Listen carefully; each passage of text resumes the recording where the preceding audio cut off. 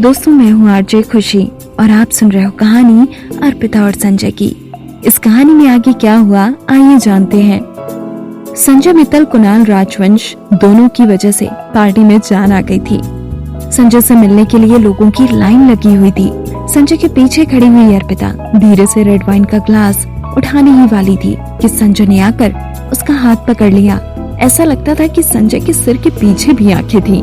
बिना कुछ कहे संजय ने अर्पिता के हाथ से रेड वाइन का ग्लास लेते हुए उसके हाथ में एक फ्रूट जूस का ग्लास पकड़ा दिया।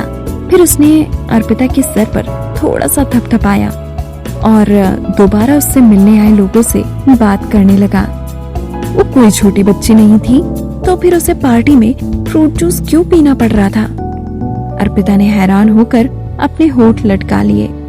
फिर उसने अपनी आंखें इधर उधर मटका कर देखा। उसने फ्रूट जूस का ग्लास नीचे रखा और संजय के हाथ से अपना हाथ छुड़ाती हुई बोली, नेचर्स कॉल, आप आराम से बात कीजिए, मैं अभी आती हूँ। ऐसा कहकर बिना संजय के जवाब का इंतजार किए वो सीधा बाथरूम की तरफ चली गई। उसे सच में वहां जाना था। हालांकि ऐसा कोई नियम नहीं था कि उसे बाथरूम से वापस सीधा संजय के पास ही आना था। अर्पिता वापस पार्टी हॉल में आई, पर भीड़ की तरफ नहीं गई। फिर उसने इधर उधर देखा और उसकी नजर हॉल के कोने में जाकर अटक गई। वहाँ सजावट के लिए बहुत से गमले रखे हुए थे। अगर वो उनके पीछे खड़ी हो जाती तो कोई भी उसे नहीं देख पाता। अर्पिता ने चुपचाप एक रेड वाइन का ग्लास उठाया और कोने में खिड़की की तरफ जाने लगी ताकि वो संजय की नजर से बच सके।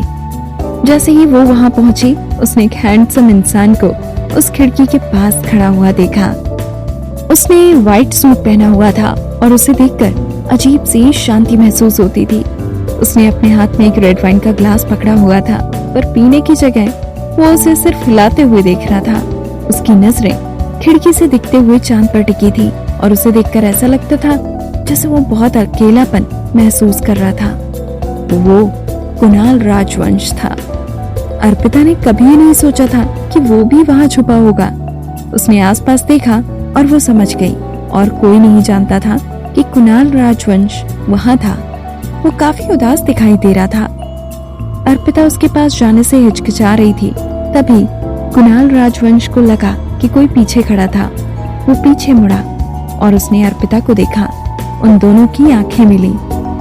वहाँ की हवा में अजीब सी खामोशी थी। आई एम सॉरी, मैं आपको डिस्टर्ब नहीं करना चाहती थी, अर्पिता ने कहा। इससे पहले वो अपनी बात खत्म कर पाती, कुणाल राजवंश के हाथ से वाइन ग्लास फिसलकर फर्श पर गिर गया। वो सीधा खड़ा रहा, यहाँ तक कि उसके कपड़ों पर रेड वाइन गिरने से भी उसे जैसे कोई फर्क ही नहीं पड़ा। उसका खूबसूरत चेहरा अचानक पीला पड़ गया। उसकी आंखों में एक हैरानी थी जिसे छुपाया नहीं जा सकता था। ऐसा लगा कि वो कुछ कहना चाहता था, हालांकि उसने एक भी शब्द नहीं कहा। अर्पिता को उसका चेहरा देखकर कुछ गड़बड़ लगी। वो तुरंत आगे बढ़ी और उस टूटे हुए ग्लास के टुकड़ों से थोड़ा दूर खींचकर बोली, क्या आप ठीक हैं? फिर उसने नीचे झुककर उसके पैरों को देखा। मुझे नहीं लगता कि आपको कहीं चोट आई है, पर आपके कपड़े खराब हो गए हैं, आपको इन्हें बदलना पड़ेगा, अर्पिता बोली। अर्पिता ने आसपास देखते हुए पूछा, क्या आपका असिस्टेंट आपके साथ आया है? क्या मैं आपकी कुछ मदद करूं? जैसे ही अर्पिता मुड़ने लगी, उसने महसूस किया कि किसी ने उसकी कलाई पकड़ ली थी। उसने तेजी से वापस देखा। वहाँ कुणाल राजवंश था, जो बहुत अजीब हरकत कर रहा था। अर्पिता को देखकर बहुत हैरानी हुई कि कुणाल राजवंश की आंखों में आंसू थे।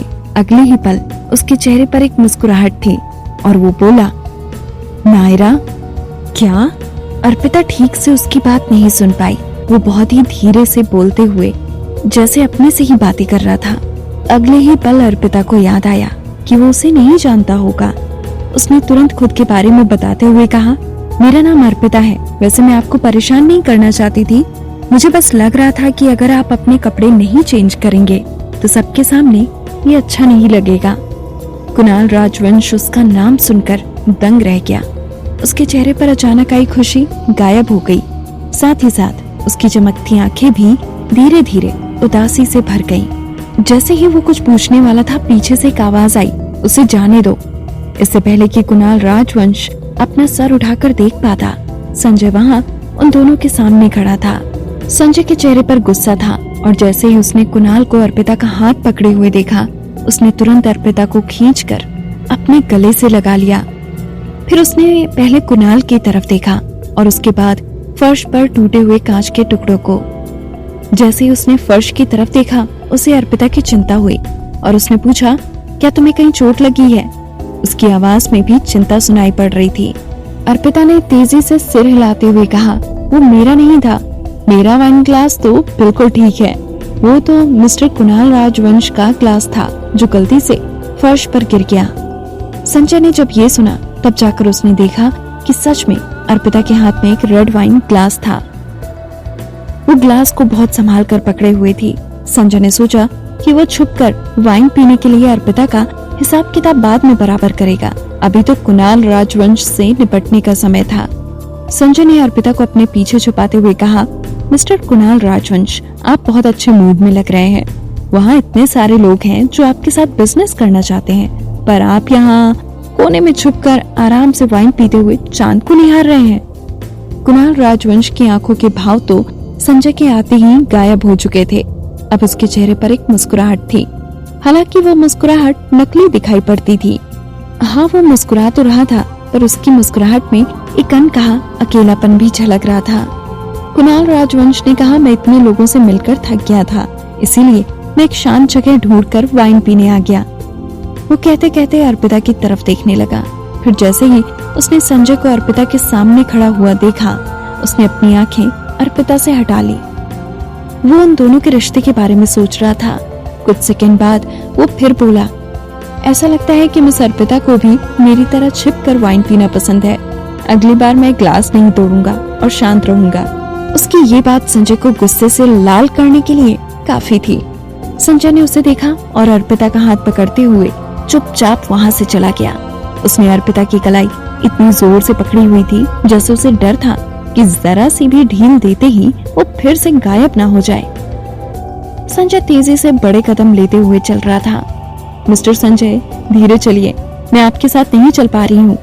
जैसे ही अर्पिता चिल्लाई, उसने देखा कि अचानक संजय उसे खींचकर हॉल के बाहर बरामदे में ले गया।